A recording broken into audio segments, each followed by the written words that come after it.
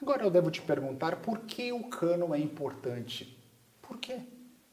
É interessante que o cânon ele é importante justamente porque o cânon ele ajuda a comunidade de fé a perseverar na doutrina e a crescer na graça de seu Deus. O cânon é importante porque doutrina significa ensino. E quando a gente faz ensino, nós sempre estamos falando sobre uma comunidade que deve ser ensinada. Nós já vimos antes que nós devemos testar os espíritos e averiguar se o ensino que está sendo dito está em harmonia com revelação prévia. Porque Deus é o mesmo hoje, ontem e eternamente. Ele não muda. O seu caráter é consistente. Por isso, Deus não pode lidar de um jeito com o seu povo no passado e depois lidar de um jeito completamente diferente. Nós vemos uma harmonia entre o Antigo e o Novo Testamento, e não uma dicotomia.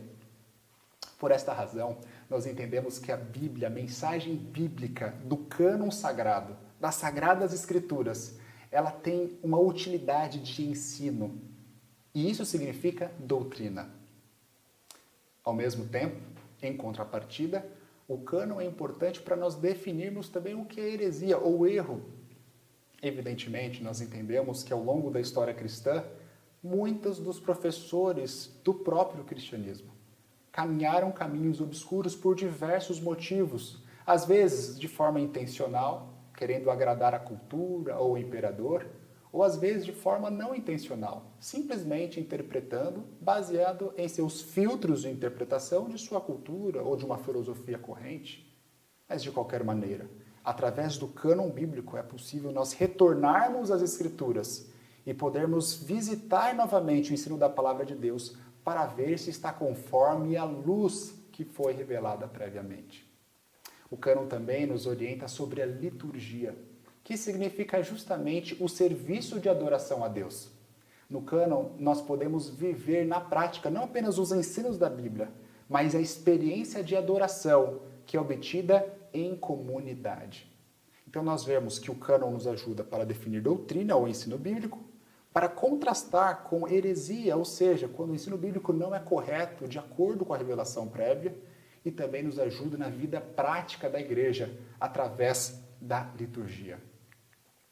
A origem da canonicidade é um dos aspectos fascinantes que nos ajudam a entender um pouco mais de como Deus opera em nosso mundo e como ele decide conversar conosco. Você imagina se Deus fosse mudo? Não falaria nada. Você imagina se Deus, por exemplo, ele simplesmente fosse ambíguo? Você não saberia o que dizer, não saberia o que ele requer. Como é difícil se relacionar com alguém que não se comunica bem. Graças a Deus, o nosso Deus é um Deus claro, ele é um Deus explícito e ele diz a sua vontade para nós.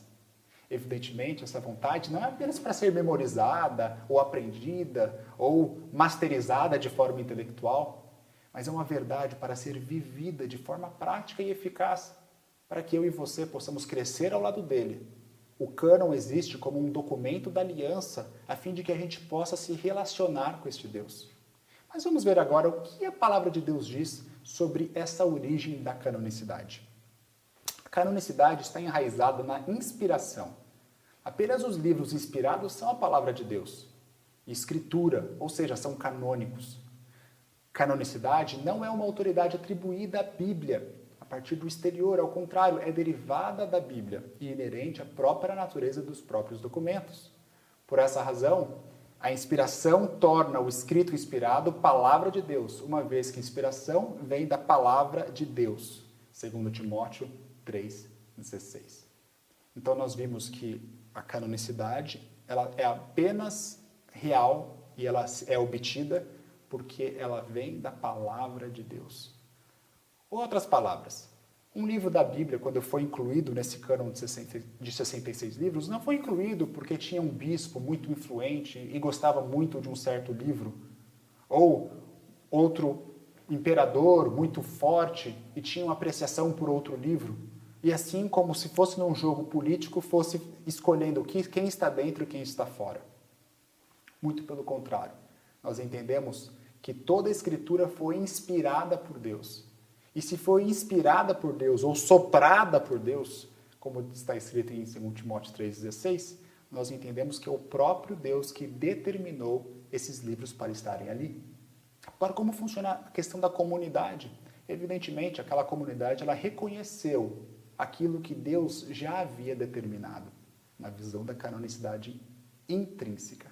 Então, repetindo, a canonicidade é determinada por Deus e descoberta pelos homens. Agora, você vai me dizer que existem alguns critérios necessários para um cânon ser um cânon? Evidentemente. Em outras palavras, ele deve ser autorizado, ele deve ser profético. Em outras palavras, um profeta de Deus deve comunicar essa mensagem. Ele deve ser dinâmico. Não é algo estático, é algo dinâmico. Então você vai ver que, por exemplo, um profeta do 8º século a.C., como Isaías, vai se comunicar de uma maneira diferente como Moisés. E o qual vai se comunicar também diferentemente do que, por exemplo, o apóstolo Paulo ou o apóstolo João, ou o discípulo João, no 1º século da Era Comum. Por esta razão, ela deve ser dinâmica a revelação. E é interessante que nós acreditamos que a revelação é uma revelação de uma verdade que é constante, ela é progressiva. E a gente vê essa característica já na Bíblia Sagrada. Ela deve ser aceita por uma comunidade, deve ser didática e também deve ser histórica. Em outras palavras, não é apenas um mito, uma historinha da carochinha, mas ela aconteceu de fato. E os fatos aos quais ela corresponde são fatos que realmente aconteceram. Por exemplo, a ressurreição de Jesus, ela realmente aconteceu. Ou então o êxodo realmente aconteceu. Não são apenas histórias ou mitos ou um folclore para que a gente possa se sentir bem ou para que talvez algum tipo de comunidade possa ter uma narrativa de unificação identitária. Então veja, tudo isso é parte da canonicidade. Às vezes, essa autoridade, dizendo que é a palavra de Deus ou dizendo que é o próprio Deus que está enviando, é explícita.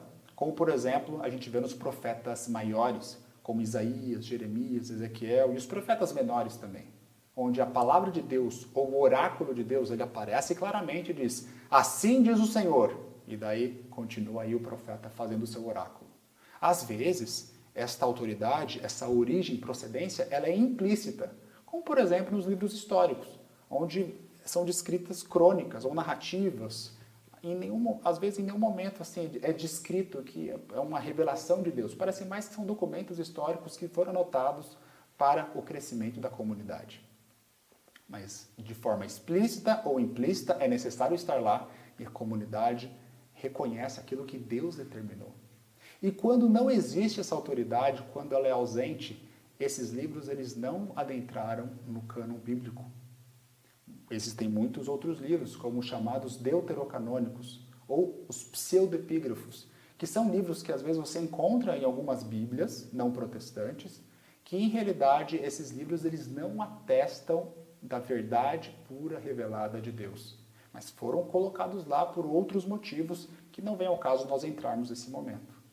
Por exemplo, nesses livros você encontra ensinos que não são condizentes com o cânon bíblico, como o inferno eterno, como almas. Você encontra ensinos como, por exemplo, legislando e averiguando mágica. Né? E ensinos que não estão em harmonia com a ortodoxia ou a revelação prévia revelada por Deus no passado.